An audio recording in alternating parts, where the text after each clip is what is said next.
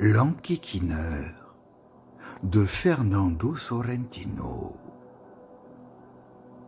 Le 8 novembre, c'était mon anniversaire. Je me dis qu'une bonne façon de fêter ça serait de bavarder avec un inconnu. Il devait être environ 10 heures du matin.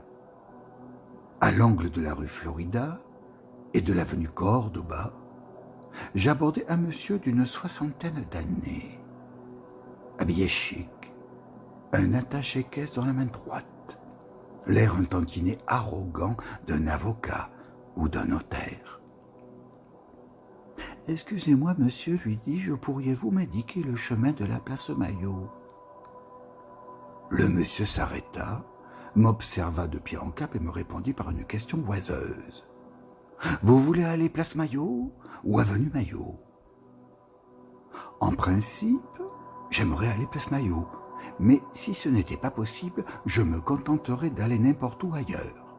« Parfait, me dit-il, trop empressé de parler pour m'avoir prêté la moindre attention. « Suivez cette direction, il signala le sud. Vous traverserez les rues Viamonte, Tucumán, La Valle. » Sentant qu'il allait prendre un malin plaisir à m'énumérer les 8 rues à traverser, je décidai alors de l'interrompre. « Êtes-vous sûr de ce que vous avancez ?»« Absolument certain. »« Excusez-moi de mettre votre parole en doute, lui expliquai-je. Mais il y a quelques minutes, un homme qui respirait l'intelligence m'a dit que la place de Maillot se trouvait par là. Il fit un geste vers la place Saint-Martin. Le monsieur se contenta de répliquer. Sans doute quelqu'un qui ne connaît pas la ville. Pourtant, comme je vous le disais, cet homme respirait l'intelligence. Alors c'est logique. J'aime mieux me fier à lui qu'à vous. Me toisant d'un œil sévère, il me demanda. « Enfin, dites-moi, pourquoi aimez-vous mieux vous fier à lui qu'à moi ?»« Mais non, ce n'est pas que j'aime mieux me fier à lui qu'à vous, mais comme je vous le disais, cet homme respirait l'intelligence. C'est la meilleure, et moi, j'ai l'air d'un cornichon peut-être. »« Non, non, m'insurgeai-je. Qui a dit ça ? Comme vous avez dit que l'autre monsieur respirait l'intelligence. C'est que franchement, cet homme respirait l'intelligence. » Mon interlocuteur fit montre d'impatience.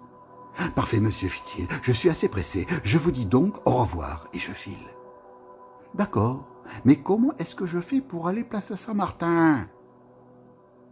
Son visage esquissa un geste de contrariété.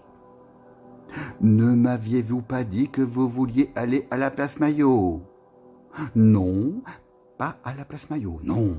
C'est à la place Saint-Martin que je veux aller. Personne n'a parlé de la place Maillot. » Dans ce cas, il signalait maintenant le nord. « Prenez la rue Florida, vous allez traverser la rue Paraguay. »« Il y a de quoi tomber fou avec vous, protestai-je.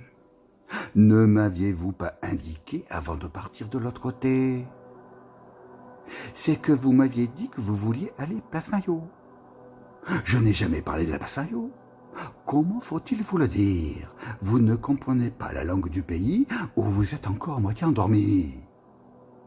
Le monsieur devint tout rouge. Je vis sa main se crisper sur la poignée de l'attaché-caisse. Il m'adressa une phrase que mieux vaut ne pas répéter et s'en alla d'un petit pas vif et rageur. Il donnait la sensation d'être un petit peu énervé.